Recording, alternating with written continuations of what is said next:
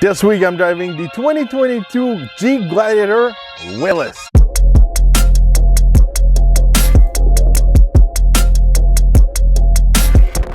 The Willys edition is the entry-level off-road package for the Gladiator. So without stepping up to the Rubicon or the Mojave, we're bringing up the off-road capacities without breaking the bank. So today I'm gonna go deeper to see what exactly is a Gladiator Willys. Under the hood of this Gladiator, we can find a V6 Pentastart, 3.6 liter, good for 285 horsepower, 260 foot-pounds of torque. This engine is matched to an 8-speed automatic transmission. You can also opt for the manual transmission. It's going to be a 6-speed. Or you can also opt for the really cheap optional engine, the Eco Diesel, for only $9,390. Yes, it's pretty expensive to put that diesel under the hood of this Gladiator, but for now, I'm going to go test this Willys edition. All right, I'm going to test the acceleration with the Gladiator Willys. Got the good old V6 Pentastart under the hood, so there you go.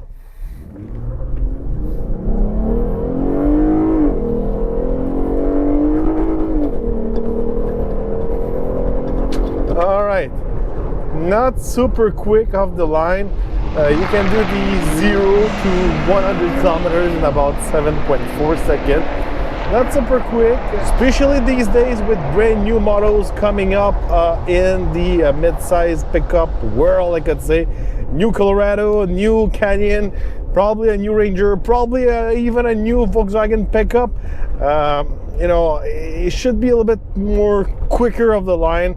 Maybe this Gladiator have a higher final ratio, but still not super quick of the line. All right, it's not the first Gladiator we've got on the channel.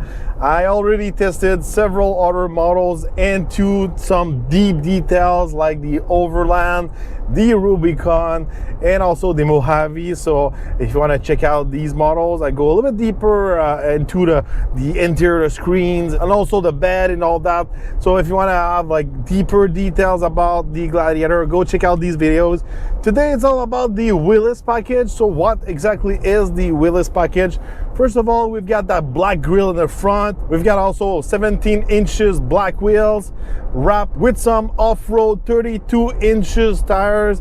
We've got heavy duty shocks in the front and in the back. So that's pretty much what is the Willys package. So it's an entry-level off-road package. You know, on the road, this Willys, it's pretty harsh. You know, these tires are not the best. Those Firestones are pretty noisy down the road. They're pretty aggressive and they're pretty hard also. So not the best choice for the tires from my point of view. The suspension does the job, but still it's a harsh, you know, kind of ride. Of course, you know, I'm not a big fan of driving Jeep. They're always noisy, not comfortable. They shake a lot. You know, in windy condition, rain condition, they're not the best. But still, it's a Jeep. You can remove the roof, the doors, and all that. It's cool. You know, it's basically the Gladiator. It's the only convertible pickup truck on the market. So obviously, you know, this is a big plus for this truck. This package with these tires, kind of noisy, and I'm not someone who's not used to off-road tires. I test off-road tires all the time. These tires are not the best. From my point of view, the ride quality, it's way better with the Mojave or the Rubicon. Even the handling, you know, this week when I pushed this Gladiator down the curve, I like how the suspension and the tires were reacting when we push it down the curve. The Rubicon and the Mojave, especially the Mojave, was way much more stable when we push it and way much more comfortable on the road. I know there's a difference in price. It's not that big, you know. Yes, this is an entry-level package, but in the Gladiator trim levels, I could say, there's only a $4,000, $5,000 difference in price between the Willys package, base package, I could say, and a base Rubicon or Mojave. So that's not a big deal for some people. It might be for you if you're on budget. but from my point of view, that $4,000, $5,000 only for the suspension, the wheels and all that, it's really worth it for the ride quality. Otherwise, exterior wise, other than the grill and the wheels and all that, it's all the same. Interior wise, also the same. We've got cloth seats this week. Nothing special inside. We don't have any buttons to lock the differential in the front and the back. No button to disconnect the sway bar. This one doesn't have these kind of option. We've got the optional screen for this Willys, but otherwise, interior wise, it's basically the same like all the other Gladiator I already drove. From my point of view, it's always a tight fit for me because I'm tall. It's one of the only, pickup truck of this size. I really need to put the seat all the way in the back to fit in it. If you're tall like me, it's pretty tight inside of this truck. Fuel economy wise, this week I was averaging 14.5 liters per 100 kilometers. It's a little bit better than the fuel economy I had in the Rubicon or the Mojave. Probably the final gearing of this Jeep, it's a little bit lower than the hardcore Rubicon in Mojave. That's why I've got a better fuel economy. But still, this truck is not great on fuel. It's not aerodynamic, and especially with new models coming up, new Canyon, new Colorado, probably a new Ranger also. I think Jeep needs to step up their fuel economy on this side, and it's not really worth it to opt for the diesel. The diesel, it's almost $10,000 option.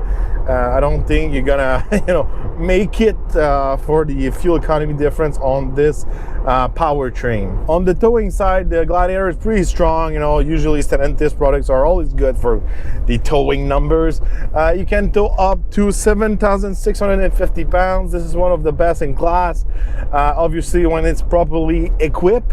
And also max payload, it's around 1,700 pounds. Pretty good, one of the best on the market. So if you want to tow a small boat, some ATVs and stuff like that, the Gladiator can easily do it. Price wise, the Gladiator Willys starts at $53,840 Canadian, and the model I'm driving this week, it's around $62,000. Is it worth it if you're on a budget, and you need some off-road capacities? Of course.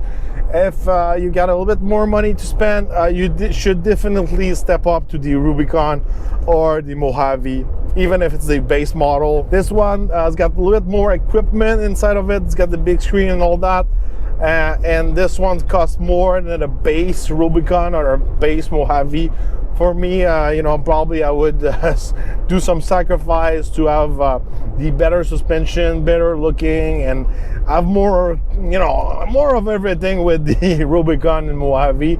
I think the $4,000, $5,000 difference, it's not a big gap from my point of view.